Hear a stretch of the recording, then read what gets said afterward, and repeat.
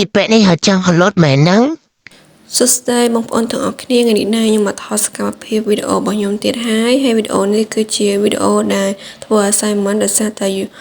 លោកគ្រូខ្ញុំគាត់ឲ្យថតជាវីដេអូនិយាយភាសាអង់គ្លេសចឹងណាបងប្អូនទាំងអស់គ្នាហើយខ្ញុំមកថតមួយមិត្តភ័ក្តិខ្ញុំចា៎ And what your studied are you in now? ដោយបងប្អូនទាំងអស់គ្នាបានឃើញសាមចឹងគឺយើងនិយាយជាភាសាអង់គ្លេសក្នុង YouTube ចឹងណាហើយបន្តមកទៀតខ្ញុំក៏ចាប់ផ្ដើមនិយាយពីអ្នកមិត្តភ័ក្តិខ្ញុំចា៎អានេះគ្រាន់តែវីដេអូក្រៅឆាកទេវីដេអូពិតខ្ញុំមិនបានបង្ហាញឲ្យអ្នកគ្នាទេដោយសារតែខ្លាចគ្រូខ្ញុំគាត់យកធ្វើអីចឹងណាចឹងអត់តាន់បង្ហាញទេចាំពេលគាត់ដែរគាត់អត់ត្រូវការចាំខ្ញុំបង្ហាញឲ្យអ្នកគ្នាឃើញអីចឹងអ្នកគ្នាដោយសារតែខ្លាចគាត់ផុសនៅក្នុង YouTube គាត់ចឹងទៅពេលផុសពី2នាក់ទៅអាចនឹងជាប់ copyright ចឹងណាចា៎ហើយខ្ញុំគេឲ្យតែង script ទៅខ្ញុំតែងអត់ចាំទេដោយសារតែរយៈពេលមួយយប់ហើយខ្ញុំជាប់ធ្វើលំហាត់ធ្វើអីចឹងទៅអត់តែងអត់ចាំមកហើយចឹងទៅពេលថតវីដេអូមានអ្នកកាន់នៅkiaនឹងអ្នកគ្នាឃើញភ្នែកខ្ញុំអត់មើលមិត្តភ័ក្តិខ្ញុំទេគឺមើលកន្លែងគេកាន់ script ហ្នឹងហើយអ្នកគ្នាហើយចឹងទៅខ្ញុំដឹងថាគ្រូគាត់គិតមិនទេពួកអីវីដេអូហ្នឹងខ្ញុំអត់តន់ឲ្យគ្រូទេដោយសារតែគាត់អត់តន់យកចាហើយនេះគ្រាន់តែវីដេអូខៅឆាកទេចាហើយខ្ញុំផុសនៅក្នុង YouTube អ្នកគ្នាជឿសុំការអនុញ្ញាតពីមិត្តភ័ក្តិខ្ញុំណាពួកខ្ញុំខ្ជិលសុំពួកនឹងសួរឲ្យផុសចឹងខ្ញុំអត់សុំឲ្យចាប់ទៅផុសឲ្យចាំសុំ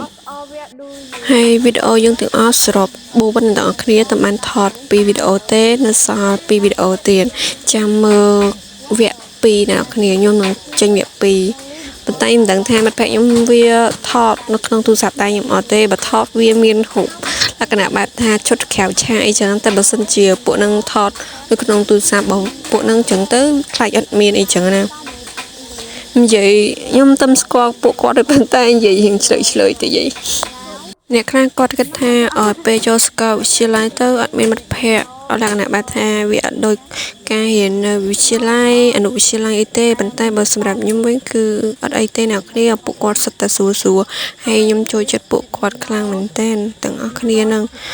និយាយទៅស្គាល់ពួកគាត់មានអារម្មណ៍ថាសប្បាយអត់កើតទុកកង្វល់អីទេអ្នកទាំងអស់គ្នាហើយពួកគាត់សិតតែជាមនុស្សម្នាក់ដែលល្អស្រួលនិយាយគ្នាអីចឹងណានិយាយទៅពួកគាត់